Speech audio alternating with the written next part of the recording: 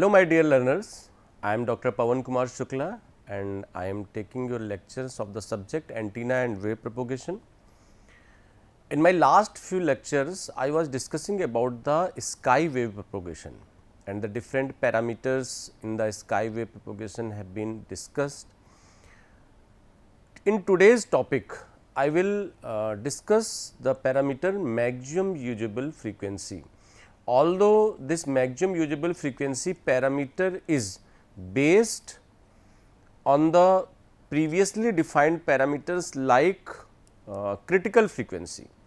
So, I will discuss critical frequency as well as the summary of sky wave propagation, how these critical frequency or maximum usable frequency, or in further lectures you will also study about the lowest usable frequency, optimum working frequency, all the kinds of frequencies which can be utilized in the sky wave propagation will be dealt in my today's lecture. So, let us start with the maximum usable frequency in sky wave propagation. As I have already told you that sky wave propagation is a mode of radio wave propagation in which we use the layers of atmosphere which ranges between 50 kilometer to 400 kilometer. It means this is that particular area which is defined for this particular mode of propagation, and what are the specific characteristics of this range of atmosphere. Basically, it is known as the ionosphere of the atmospheric layers. The basic description of this ionospheric layer is the existence of stable ions in this particular range. The most important effect of these particular ions is on its refractive index. In my last few lectures, I have derived an expression for the refractive index of the ionospheric medium, which is given by mu is equal to under root 1 minus 81 n upon f square. It is a very common kind of relationship between the refractive index and the frequency and the ionic density of the ionospheric region. And this particular relationship play a very important role to define all kinds of frequencies, either it is critical frequency or it is maximum usable frequency, because most of the formulas and relationship between the distances and frequency, ionic density and frequency, these relationships can be find out with the calculations and the derivations by using this particular formula. So, critical frequency was defined the maximum frequency of the signal which can be reflected back to the earth after the ionospheric mode of propagation at vertical incidence. This vertical incidence term is very important because the angle of incidence at this particular situation is 0 degree. Vertical incidence means you can define the vertical incidence like this, and when this particular region is ionosphere, then this is the radio signal which is reaching to the ionospheric region at vertical incidence, and when it is vertically incident, then the angle of incidence is 0 degree. At this particular situation, the critical frequency comes as f CR is equal to 9 under root n max, where this n max is the maximum ionic density of the ionospheric layer. But in this particular case, we have defined the maximum frequency of the radio signal at vertical incidence. If it is not vertically incident, then what will happen? Obviously, the angle of incidence will increase, and as this angle is increased, obviously the signal frequency can also be increased, and the concept of maximum usable frequency comes from here. It means there must be another range, another maximum range of the frequency of the signal which can be reflected back to the earth after the reflection from the ionospheric layer when the incident angle is defined.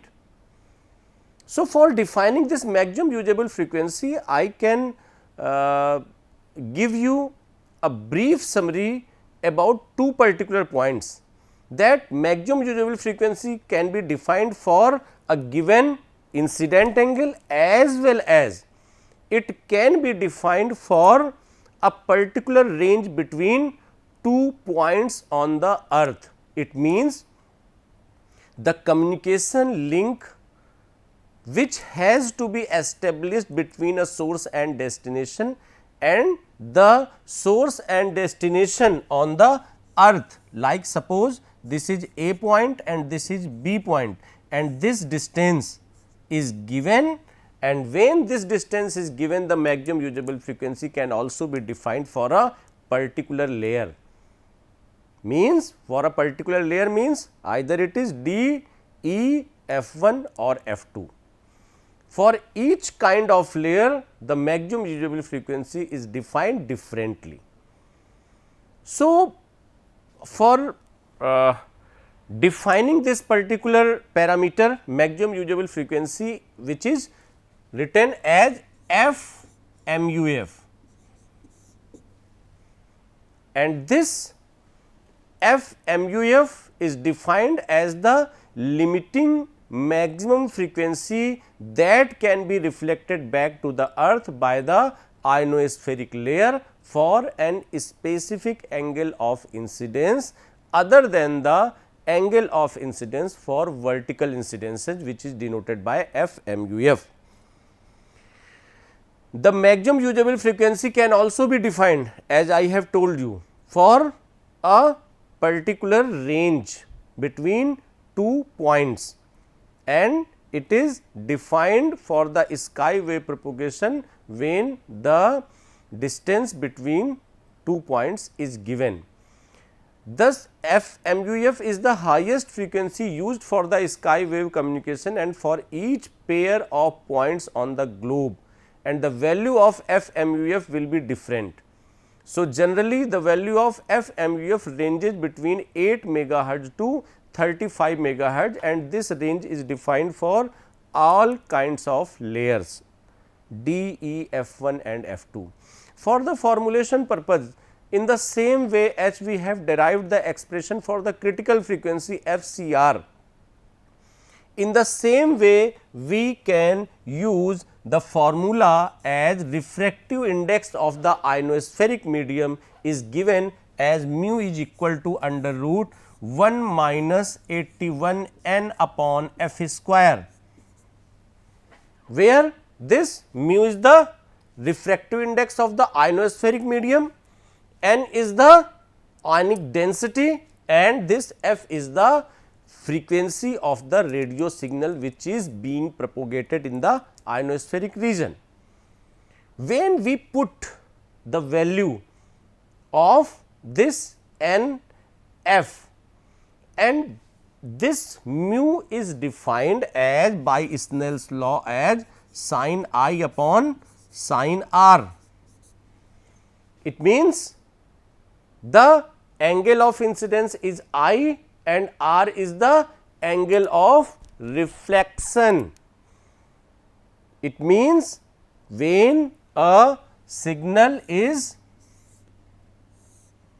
going like this, then it will gradually tilting, and this is the I and this is r.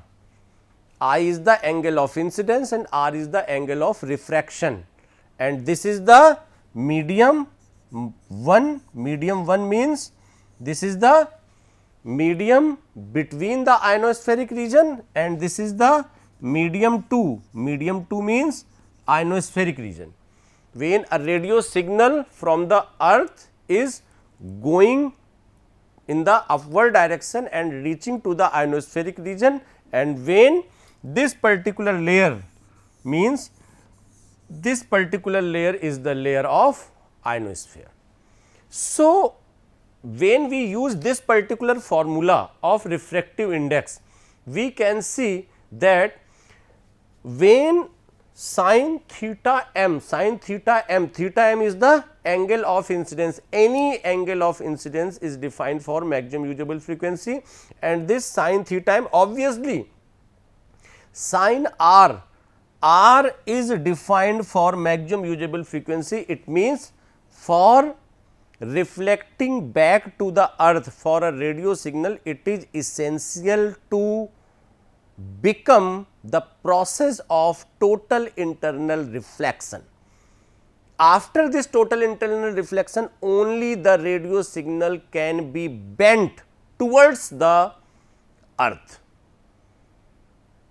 It means the angle of refraction is 90 degree, and when this is equal to 90 degree, sin 90 means 1. So, it is equal to 1.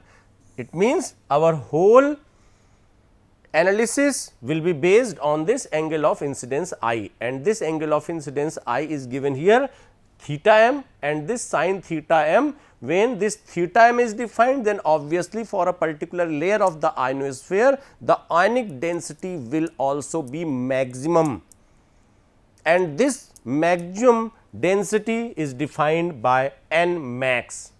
This is n max, and for this particular condition, the frequency of that radio signal is defined as the maximum usable frequency. So, here by using this particular formula, we can define that sin theta m is equal to under root 1 minus 81 n max upon f mu f square, and we know that 81 n max is equal to f c r square, and when we put this value 81 n max is equal to f c r square, then we find that sin theta m is equal to under root 1 minus f c r square upon f mu f square.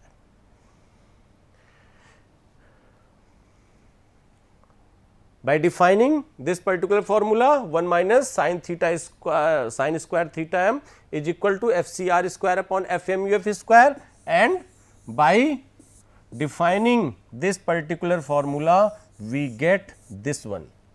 I hope there is no any confusion for getting this particular formula, which is known as the second law.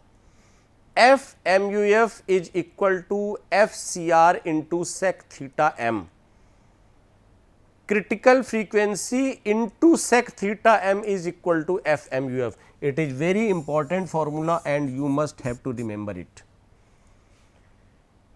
So, for example, if the critical frequency is 9 megahertz, the maximum usable frequency corresponding to an angle of incidence of 45 degree, the maximum usable frequency comes as 12.73 megahertz. So, you can see the difference between the critical frequency and the maximum usable frequency after this discussion. Now, how can we calculate the maximum usable frequency? We can take two kinds of cases. First case where the distance between the 2 points is not very much higher, and when this distance is not beyond the 500 kilometer range, then the earth can be assumed as a flat earth. And for this particular case, when the earth is assumed as flat, the analysis and calculation of maximum usable frequency becomes different. From the given figure, you can see this figure shows the calculation of maximum usable frequency for the flat earth. How it can be calculated? As you see that this is the earth, flat earth, this is the Tx, this is the Rx. The radio signal is being sent from this particular point, which is given in the form of Tx here, and when this radio signal is reaching to the ionospheric region at this particular point, this is the angle of incidence. And after the refraction process, after the bending mechanism within the ionospheric region, the radio signal comes back to the earth at this point, and when it comes at this point, it means this is the angle of reflection. So, our main analysis will be based on this particular region, you can see here. This is the height of that particular point from which the radio signal is reflected back, or you can also show that this height is the height of the layer in the ionospheric region. This is the distance between the transmitter and receiver, which is given by a d, small d, and this particular point, this particular point is defined by the Pythagoras theorem as this is 90 degree, this is theta I and this is theta c. So, we have to calculate the value of sin theta I or cos theta I, and when we use the second law for FCR and FMUF, we have to calculate the value of cos theta I, and for this particular point, this is the value of this one,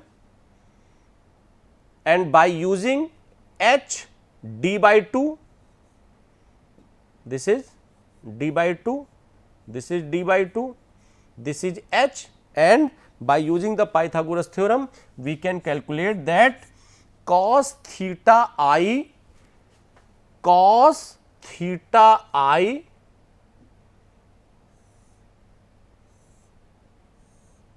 this is theta I, cos theta I is equal to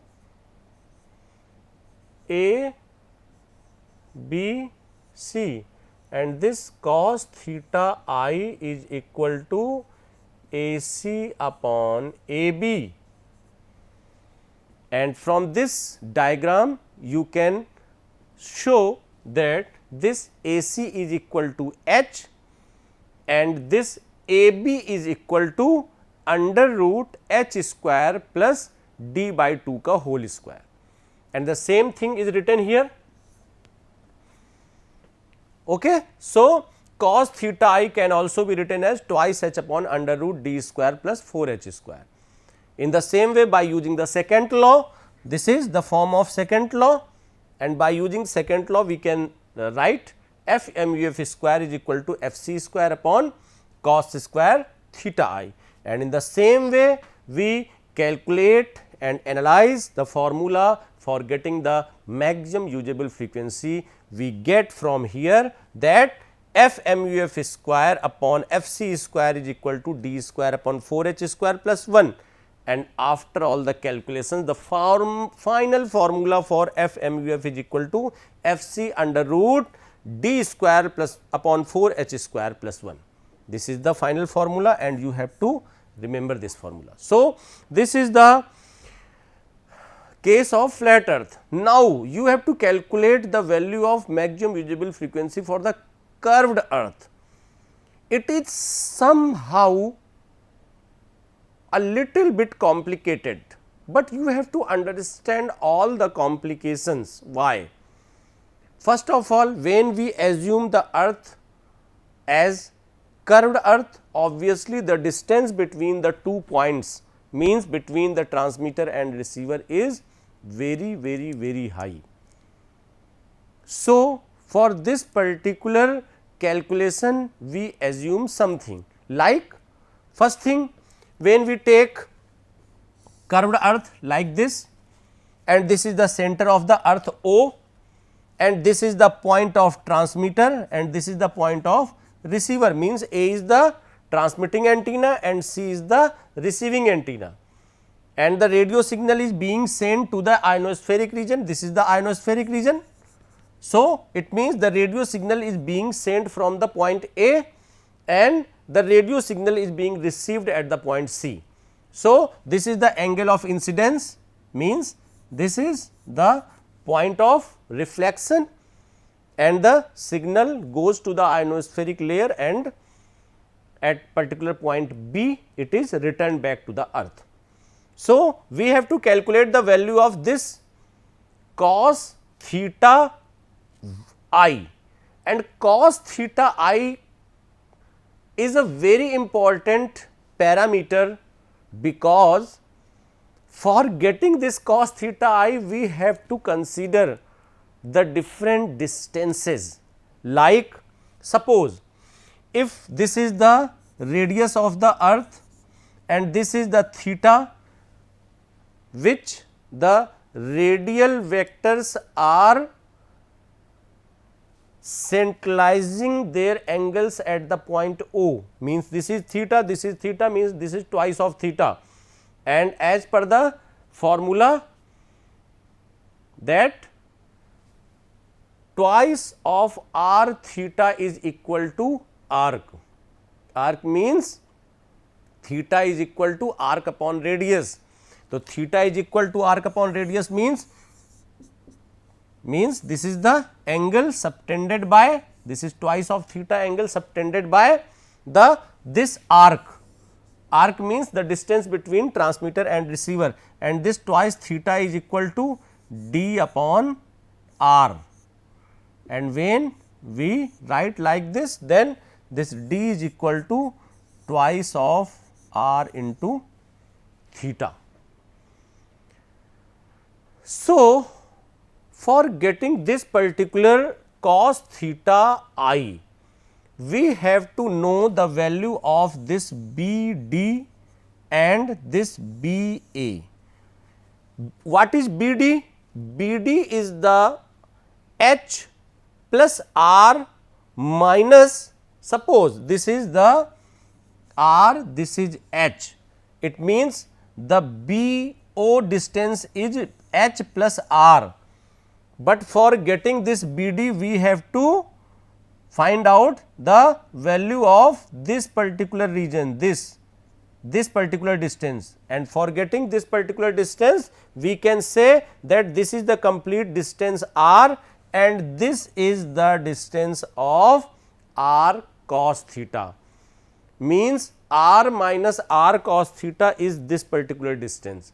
So, R plus H minus this R cos theta, it is the distance of B D, and this is A B. A B means this particular, this distance B D under root B D square plus this one R sin theta whole square.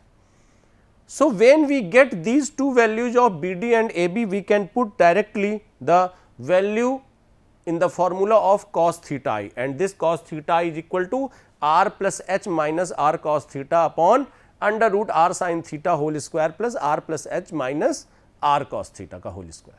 So, simply we formalize it, and we have to understand the formula by this particular calculation, and when we get this formula after different calculations, then one very small important point comes, like the maximum distance between those 2 points for which we are calculating this cos theta I. Obviously, at this particular condition the angle OAB must be equal to 90 degree. It means when it is 90 degree, then obviously the tangent has to be drawn at this particular point.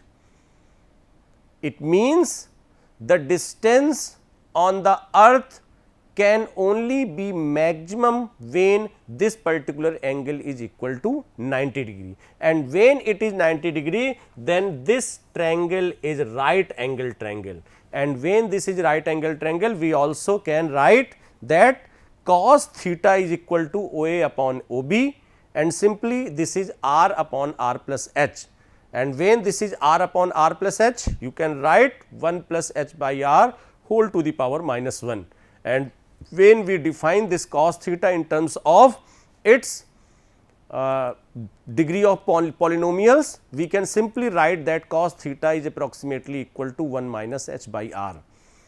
And for getting the value of sin theta, we can also calculate like this. When theta is very small, then the value of theta is equal to approximately equal to sin theta, and we get the value of sin theta like this. Theta square is equal to twice H upon R, and we can get the value of theta from here. So, by the previous calculation, when we put the value of d is equal to twice of R into theta, we can write the value of theta here, and after that, by using the different calculations, we simply put the value of theta, sin theta and cos theta in the given formulas, and we find the different formulations for the different kind of problems related to the maximum usable frequency like this. All the calculations are given here, you can write and you can calculate, you can derive the expressions for getting the different formulations of maximum usable frequency. These are very important formulations where we write the final calculations, final diagrams and the final formula for this. So, this was the complete analysis and formulation, the expression, the derivations related to the maximum usable frequency in skywave propagation. It was really a very nice video lecture for you for getting the understanding of maximum usable frequency with all the theory and calculations itself. So, thank you very much for watching this video. I hope you will understand the concept of maximum usable frequency by watching this particular video. Thank you very much.